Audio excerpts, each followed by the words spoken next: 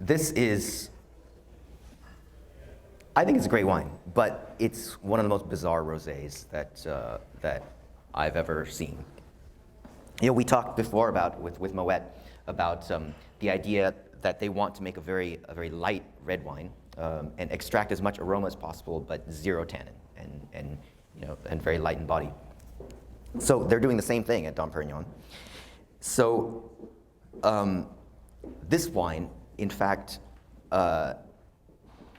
Richard Geoffroy says that it contains 30% of red wine, which to me is like unfathomable, but he swears that it's true. And I guess you feel it in the texture. I mean, I feel you do get a little bit of tannin, you know, but I feel like texturally, you really feel the red wine component. You know. It's not, Dom Perignon Rose is always a separate blend. It's not the same blend as Dom Perignon Blanc. They blend a completely different cuvee. But yeah, I mean, this is a wine of incredible personality, you know, because it's so, I mean, its origins are so, like, weird. But I think also this is a wine that's going to age incredibly well. You know, I mean, it goes back to the same thing, you know, that we were talking about, like Dom Perignon in its youth, right? But, you know, I've tasted rosés in Dom Perignon Rosé back to, you know, 70s and 60s, and you know, it's a rosé champagne that not only ages incredibly well, but that really demands age to show its best.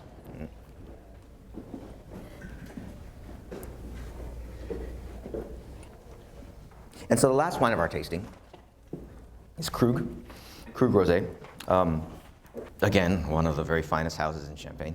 The rosé is the most unusual wine that they make, I think, just because it's recognizably a Krug wine, but its aesthetic is so different from the others. It's really designed to be a delicate, elegant wine. I'm sure that you know, most of you know about the Krug ID, which I think is the coolest invention since, I don't know, Dom Perignon. So on the back of every Krug label, there's a 6-digit number. And so Krug has an app, you know, for both iPhone and Android. And so you can go to this app and you plug in this number. So in this case, the bottles that we have today are number 114016. And so then it gives you all this fantastic information. So it tells you that this rosé was disgorged in autumn of 2013. The oldest wine in the blend is from 2000. The youngest wine in the blend is from 2006. It's 59% Pinot, 33% Chardonnay, 8% Meunier. And then you have all this other, like, stuff.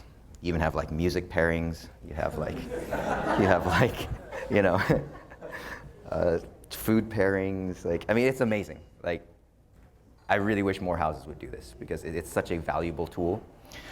But so, none of Krug's wines are made in huge quantities, but rosé is particularly small, and so it tends to be, I think, you know, even for people who taste, you know, Krug with a fair bit of regularity, it tends to be the one that you know, you taste the least often. But I always think it's a wonderful wine to drink. How does it age compared to the Dom?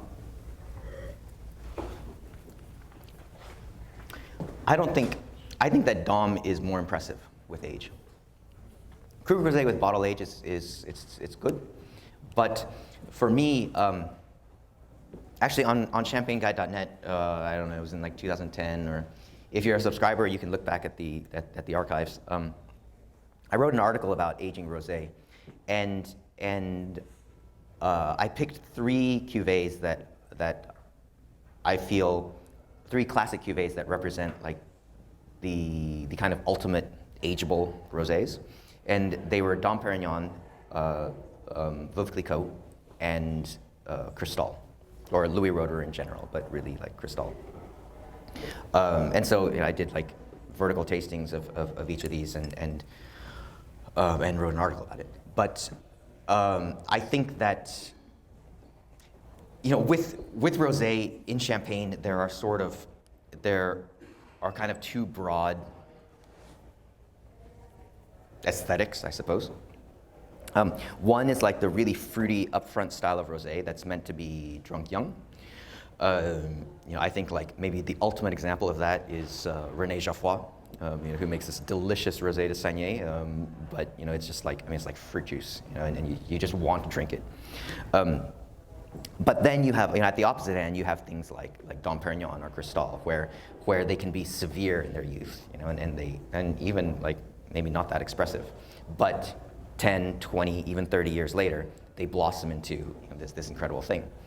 Krug, maybe it doesn't neatly fall into either one of those categories. I think that Krug is really delicious when it's released, and you could hold it around for a few years, but it's not going to I don't find that it undergoes as tremendous a transformation as like Dom Perignon, for example.